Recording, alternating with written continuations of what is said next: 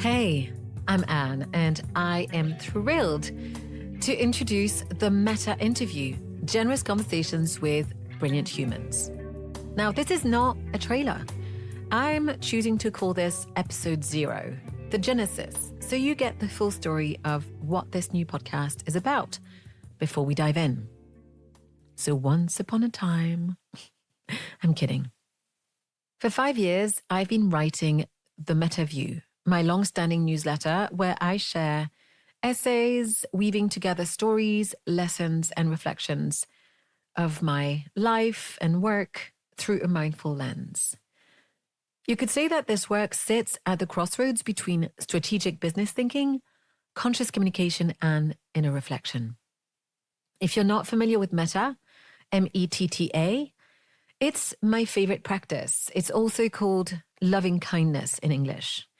It's a 2,500 years old Buddhist practice where we foster a sense of goodwill for ourselves and others by repeating phrases like, may you be well, may you be happy, may you feel peaceful, may you feel loved. Metta translates as goodwill, friendliness, or love, but non-romantic, of course. Cultivating Metta invites us to show up with unconditional friendliness, ready to listen deeply to ourselves and others, to open to pausing, noticing, being present, grounded. I've also been hosting Out of the Clouds, my long-form interview podcast, for the past 5 years. It started about 3 months before the newsletter, actually.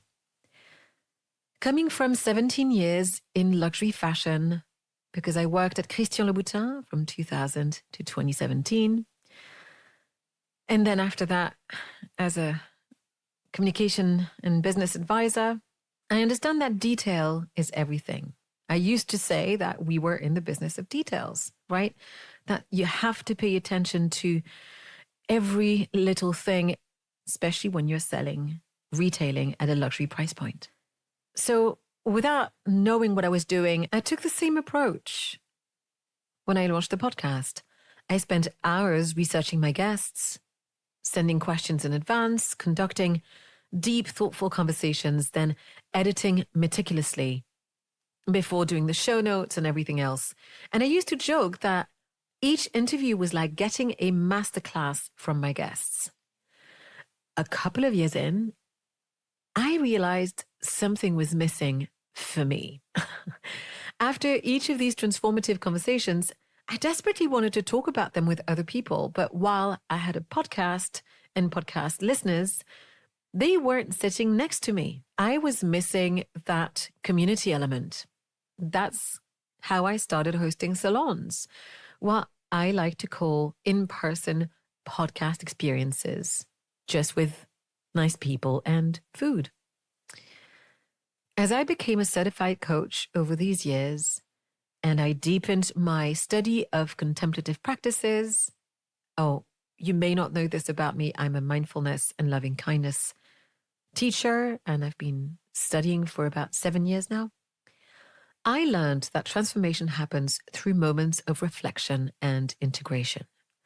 That's what good coaches create in their sessions. That's what contemplative practices are all about, creating a space to hold the important questions, to learn how to navigate life mindfully by listening to the emergence of the answers. Intuitively, I started putting 2 and 2 together. I was getting these quote unquote masterclasses from these amazing guests I had on the podcast, being transformed by each conversation. So it's from Out of the Clouds that a new business was being born. That business is called Le Trente. The plan is that I'll be bringing some of my brilliant friends and other wonderful people, some of whom I've interviewed for Out of the Clouds, to offer official workshops and masterclasses. This time, not just to me, but to you too. And more on that in a few weeks. And this is what brought on the aha moment. First, I'd been menacing, jokingly, to offer the Mettā View as a podcast. But a few weeks ago, I was on a call with a good friend of mine, and we were talking about a workshop she was planning to deliver for Le Temps. And I was watching her on Zoom, being her brilliant self, and I was watching her hands move, the hair, the energy that she was displaying all over the screen.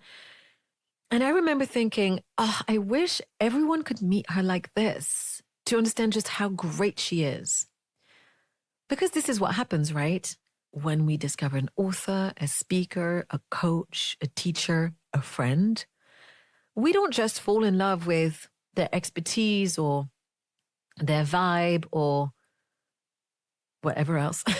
We fall in love with the whole package, the humor, the tone of voice, how they move, how they think, every single little idiosyncrasy that makes them them. We fall in love with what makes them unique. So each person you're going to meet through the Mettā Interview has been handpicked by me, not just for their expertise, though they have a lot, but for their values, for their humanity, their curiosity, and their commitment to genuine exchange. Some are close friends that I've known for years. Others are newer friends, connections that I've made recently across the internet of all places. And yet there's an undeniable strength of connection with them all. And yes, when I say my brilliant friends, there's a little nod to the writer Elena Ferrante tucked in there because it's such a great title. As an introvert who enjoys going deep, fast, bringing on these people I love and admire is an absolute joy. I'm not sure how often we celebrate friendship. Yet these connections, whether they are long-standing or newly formed, have such power to transform how we see ourselves, our lives, and our work. So you're going to discover my brilliant friends. You're going to find out who they are, how they think, what drives them, and why their approach to their work touches something deeper than just knowledge transfer. Now, here's what makes the Mettā Interview different. Instead of showcasing expertise, every episode will be an excuse to meet around a question that feels alive for my guest. We're going to explore something that they are pondering upon, working with genuine curiosity, creating a space for insights to emerge. In a world that is increasingly mediated by screens and algorithms, what we're hoping to create here is something essentially human. The questions we explore about relevance, purpose, creativity, connection, these are timeless human concerns. Each conversation is both a response to now and a resource for the future. Because I think when we meet around real questions, with care, with deep listening, we create something that transcends the moment of the recording.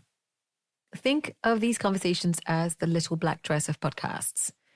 Think of these conversations as the little black dress of podcasts. Now, that's a metaphor that will not speak to everyone, but let me clarify.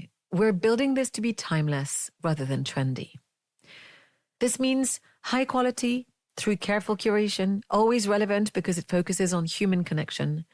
We're doing the opposite of quick, fast content, investing several hours of thoughtful preparation for each conversation. Because what makes something timeless is that it speaks to what's essentially human, our need to be seen, understood, connected, and to understand the world around us. This podcast hopefully emerges in the space between planned and spontaneous, between knowing and exploring. So join me every week, meet another one of my brilliant friends, discover who they are and what they do, and join us as we ponder upon a question that feels alive for them right now. Subscribe wherever you can listen to podcasts because you won't want to miss what we're building together. Thank you so much for listening. Until next time.